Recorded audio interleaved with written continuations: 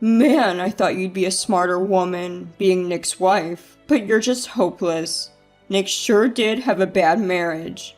Mark said, chuckling. Now, hand over the checkbook. If you refuse, we're getting a divorce. Alright, but you'll regret this. When I said that, Mark probably didn't understand the meaning. He smiled confidently and said, No, I won't. Mark is mistaken. Either way, there's no way he's getting his hands on a fortune, and I've come up with a good plan. It would be great if Mark could learn his lesson. I'm Karen, 35 years old. 6 years ago, I married my husband Nick and led a happy life. I always thought I would continue to live a happy life, but my presumption was shattered 3 years later. Nick died in a car accident. Since then, I've been devastated and unable to recover. Mark, who was Nick's best friend, supported me during this time. He took me out, recommended good movies, and did all sorts of things to cheer me up. Thanks to him, I was able to recover from the shock of Nick's death 3 years later. I'm really grateful to Mark. Then, one day, Mark suddenly proposed. Karen, will you marry me? Huh?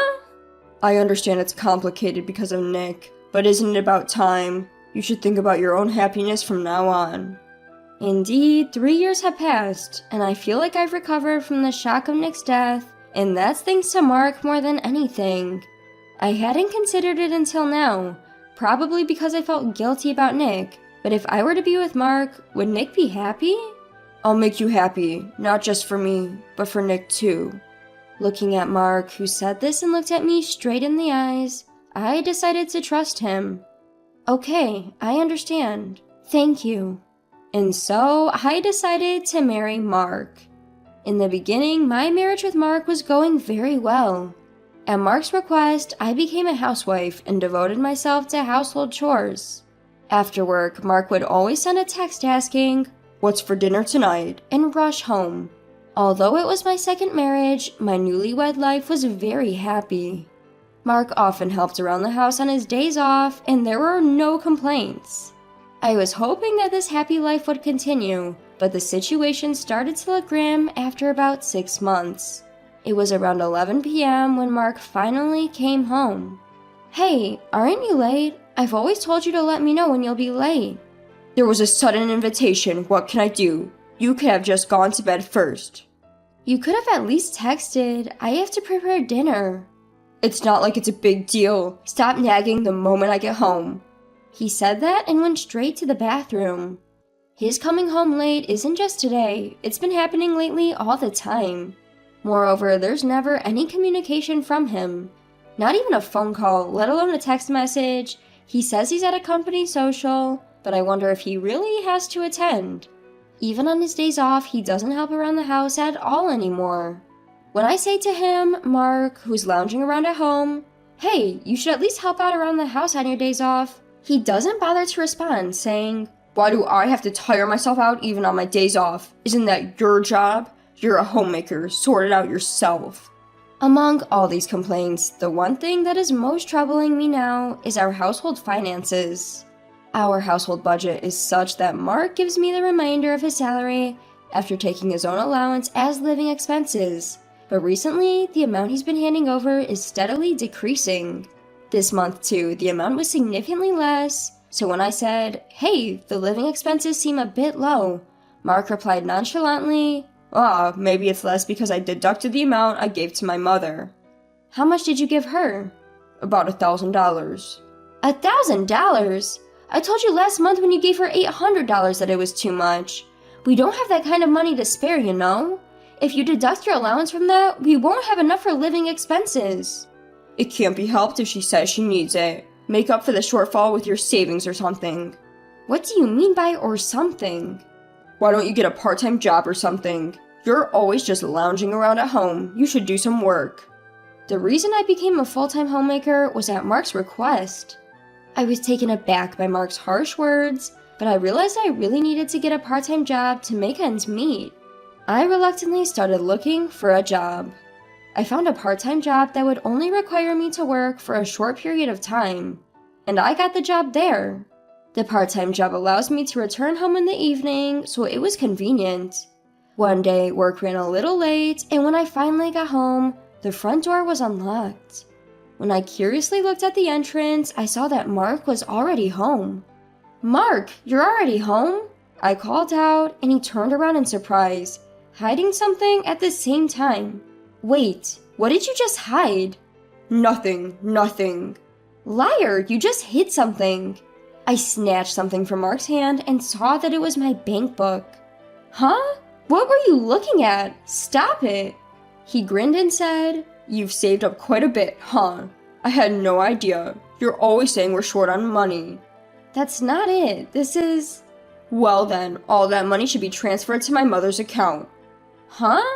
"It's not, huh? It's only natural to entrust such a large sum to my mother." "Why do I have to give your mother my money?" "The wife's money is the mother-in-law's money. Don't you even know that? Hurry up and hand over the bank book." "Absolutely not. This is my precious money." "Just hand it over." I ran away from Mark, who was trying to forcefully take my bank book, and locked myself in the bedroom. While Mark was pounding on the door, he shouted, "Hey, you really are a money-grubbing woman. Hurry up and hand over the bank book." Who's the real money grubber here? The bank book shows a balance of $300,000. It was supposed to be hidden deep in a drawer, yet Mark rummaged enough to find it, which disgusted me. This money is sacred. It must never be spent. "Man, I thought you'd be a smarter woman, being Nick's wife, but you're just hopeless. Nick sure did have a bad marriage," said Mark, laughing. He can insult me all he wants, but he crossed the line when he insulted Nick, his best friend. That's when I realized I couldn't go on with this man. After some time, I heard the front door close. Mark seemed to have left. I exited the bedroom and confirmed that nobody was around. As I was pondering what to do next, all that came to my mind was divorcing Mark. If Nick saw me now, what would he say? With that thought, Nick's absence became overwhelmingly sad, and I started to cry. That's why this money must never be given to Mark. I put the bank book at once inside a locked suitcase. I waited for Mark to return, but he never did. Where could he have gone at such a time? Perhaps he gave up and went to drink. As the day turned into night without him returning, I ended up going to sleep. The next day, I woke up and Mark was still not home. I thought with a calmer mind than last night. There's no way I can continue to live like this. I don't want to hand over the bank book to Mark. He not only insulted me, but also Nick. I won't forgive him. For the time being, I packed only the necessary things. Right then, Mark returned home. "What? You're awake?" "Where were you?" "I went back to my parents' house. Just got back from the real estate agent." "Real estate agent?" "With your $300,000, I bought a new house for my mom. Of course, it's a new single-family home." "Huh?" "So hurry up and give me the bank book. If not, we're getting a divorce." "I understand." "Huh?" "It's a divorce, isn't it? I'm fine with it." "No, well..." Mark was taken aback. Did he think I'd hand over the bank book easily if he mentioned divorce? Okay, but you'll regret it. When I said that, Mark probably didn't understand the meaning of my words. He replied with a nonchalant smirk, "No way." Regardless, I went into the bedroom to get the luggage I had packed. Mark was mistaken.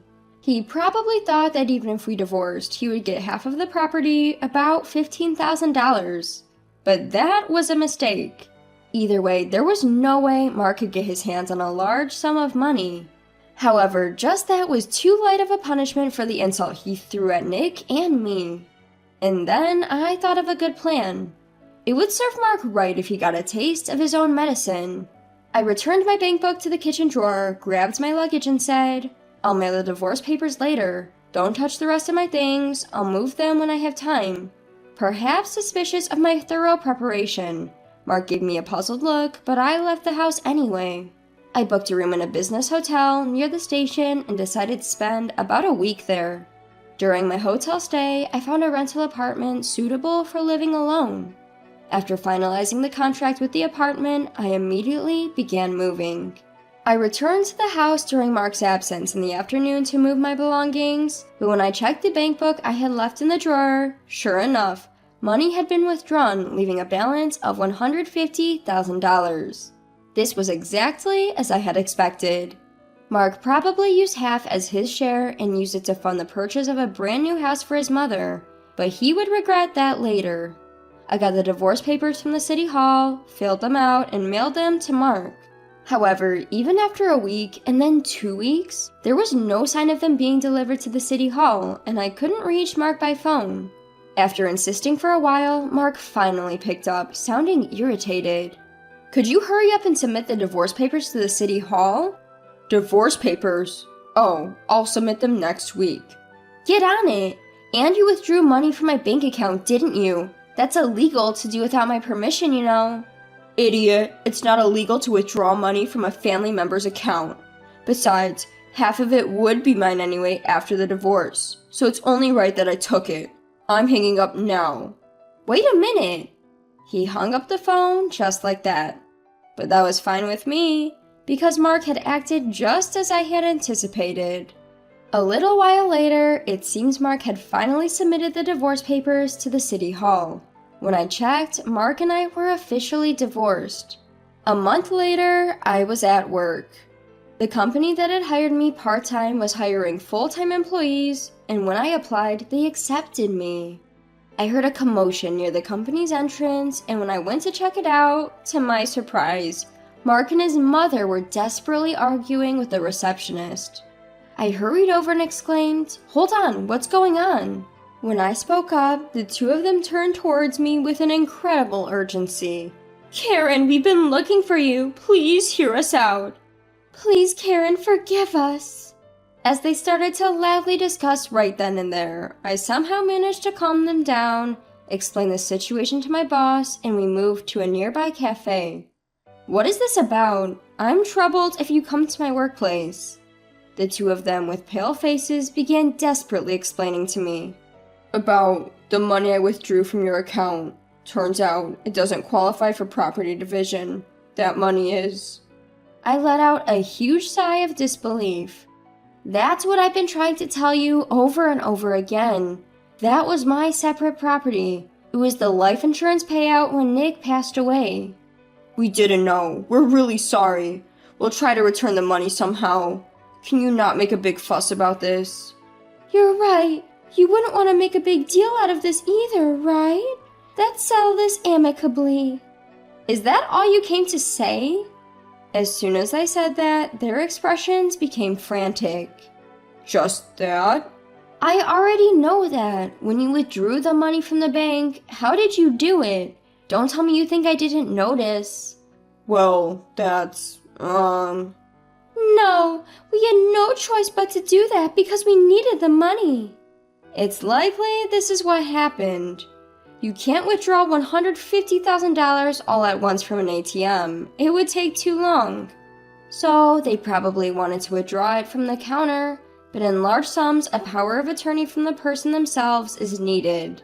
I assume my mother-in-law wrote that power of attorney, and she was probably the one who answered the confirmation call from the bank. In essence, my mother-in-law pretended to be me. This is a clear crime. And yet, even now, they were still trying to deceive me about it. There's no way I can forgive this man." Mark pleaded. "Please forgive me. Lawyers have been coming to the office. The stares from the employees are painful, and my boss is asking about the situation. My position is at risk. If anything else happens, I'll have to quit my job and I won't be able to find another one. Please, let's settle this out of court." "I was also told by my husband that we're getting a divorce. I was just blinded by the prospect of a brand new house. It was just an impulse." It's true that I managed to recover from Nick's death thanks to this man. So maybe I could forgive him if he was sincere. Yet, in the end, this man also insulted my beloved Nick. If it weren't for that, things wouldn't have gotten this bad. It doesn't concern me. The next time we meet will be in court. "Wait, please, Karen." "Karen, please." The two of them kneeled right there in the cafe, but I ignored them and walked out. In the end, they were the ones at fault. And ultimately, Mark and my former mother-in-law faced a large claim for damages from me, resulting in a huge debt. The $150,000 withdrawn from my account was returned to me by my former father-in-law out of his own pocket.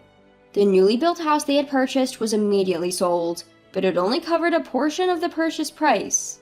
Mark, of course, lost his job. In this day and age, he couldn't find another job and ended up living as a live-in security guard, eating cheap sandwiches every day and living hand-to-mouth while repaying his debt. My former father-in-law divorced my former mother-in-law.